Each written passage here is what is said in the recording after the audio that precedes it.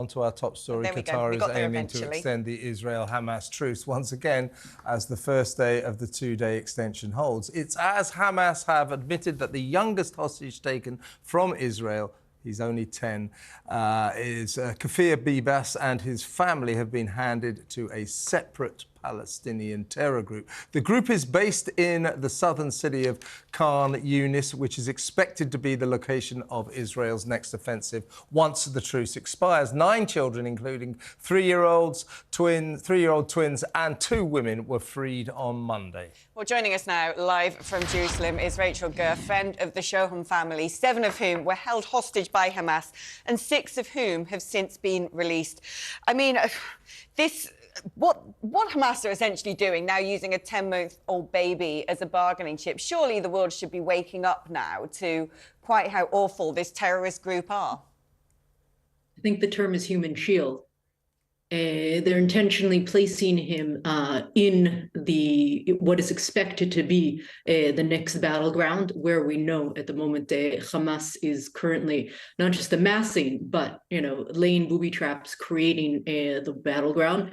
And they took him, it seems, not just because he was the youngest, but because of the international media attention. Little Kfir with his brother, who's 2 years old, and his mother, his red hair set him apart and immediately made him a symbol and an icon of the conflict, of the struggle. And therefore, the Hamas has decided to use him, it would seem, as a human shield. Rachel, you're a friend of the Sham family, several of whom have been released now. Have you spoken to them, and what are their stories? What are they telling you it was like down there? We can't really say much of what it was like for security purposes. Obviously, we still have both family members of this family and, in general, about 200 hostages who are still in Gaza, whom we hope to rescue. It's a difficult story. We were talking about 11 family members, of which 3 were murdered by Hamas on October 7th. And another 7 were kidnapped, including women and small children. The youngest is a little 3-year-old with the cutest blonde curls. The oldest is her grandmother.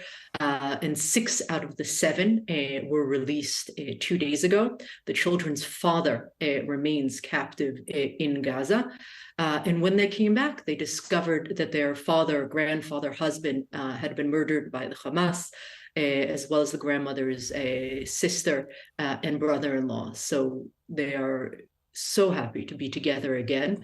My friend is 9 months pregnant, and it was, her dream that her mother and her sister would be with her as she gives birth over the next few days. But it's very bittersweet. They're coming back to find that their family members were murdered. Their house was burned to the ground.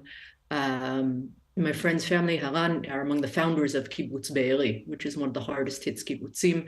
Her grandparents were among the founders, and she is essentially, her children are the 4th generation to grow up there. And so they have lost both their homes and their families and their community to a large extent. And so it is wonderful to see them back, but it is very bittersweet.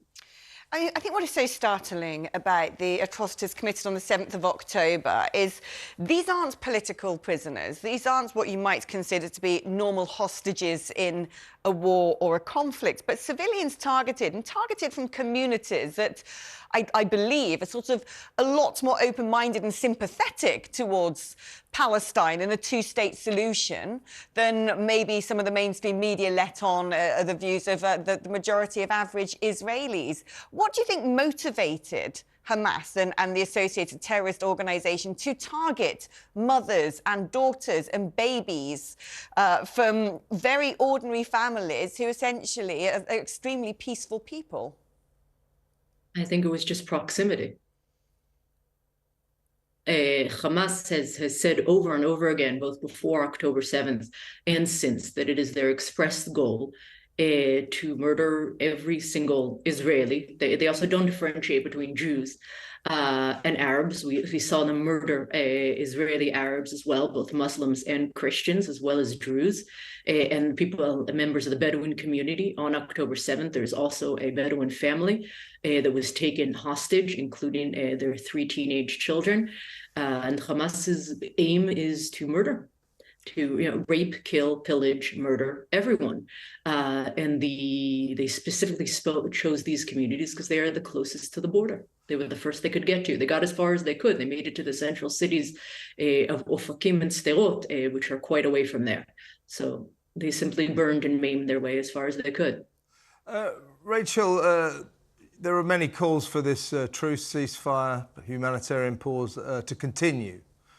Joe Biden, we know, is putting pressure on Netanyahu to keep this situation going. But I detect that the resolve of the Israeli people is to carry on and that there will be a resolution of hostilities. What do you think is going to happen in the next couple of days? Do you think this truce will end? And what do you want to happen? Well, I want to have all the hostages back. And so long as Hamas produces the hostages, we will not, we will not reinstate hostilities. But there's no question that the Hamas has stated very explicitly, even post at least 3 or 4 times in public interviews post October 7th, that it is their commitment, their intention to perpetrate the atrocities that they perpetrated on October 7th again and again and again. I believe their words were 2, 3, 4, 5, as many times as possible. And it is our commitment, both to the hostages that have been brought back and to those who were murdered, that this will never, ever happen to them again. And do you anticipate, Rachel, a return to hostilities? Definitely. There's no question about it. We can no longer suffer Hamas as our neighbor. It's important to say that our greatest sympathies are with the Palestinian people, with the people of Gaza, who are suffering enormously from the travesty and the horrors that Hamas has wrought. But Hamas cannot be allowed to terrorize, not us and not them anymore.